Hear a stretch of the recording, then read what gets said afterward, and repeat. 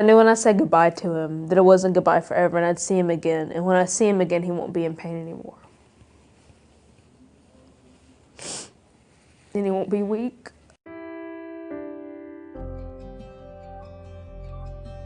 I was 6 years old when my mom passed away. My mom died when I was 17. She was sick. She had cancer the majority of my childhood. My dad was sick for as long as I can remember. When I was born, he was just recently diagnosed with multiple sclerosis. I went and talked to my mom. I sat down next to her bed and I told her, I was like, this is what the doctors have told us. They said there might be a solution, but we might have to, go across the country to this doctor's place to try it out.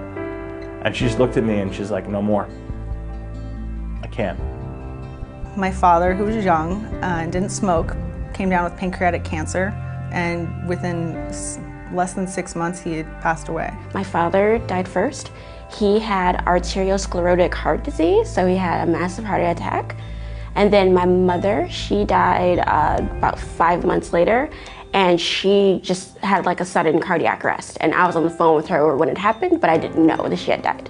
We always had this thing in our family, when you love you more. I believe it was me to him with love ya, and then on my way out the door I heard love you more. And that was the last thing he ever said to me.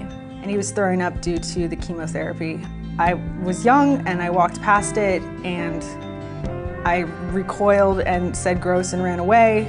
Ever since then, that's just replayed in my head since childhood. There was so many unknowns happening. Like, I felt that it was my fault, then I realized that it wasn't my fault. I remember walking out of the funeral home, holding the casket, and I grabbed my middle brother and I hugged him. I said, I promise you, everything's gonna be okay.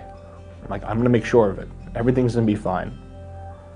And I hope I did the right thing.